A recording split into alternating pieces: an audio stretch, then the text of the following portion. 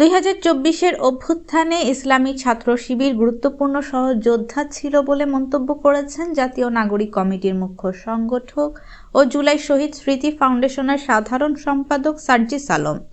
তিনি বলেন, শিবির এই আন্দোলনে প্রত্যক্ষ ও পরোক্ষভাবে সম্পৃক্ত ছিল, লড়াইয়ে গুরুত্বপূর্ণ ভূমিকা পালন করেছে।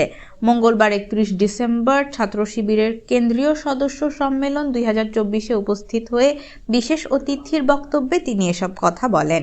বিশেষ অতিথির বক্তব্যে সার্জিস আলম বলেন, 2024 আন্দোলনে আমার সামনে থাকা সহযোদ্ধাদের বিপ্লবী সালাম। আমরা আগে যেমন একসঙ্গে বসে পরিকল্পনা করেছি, আগামী দিনেও এগিয়ে যাব।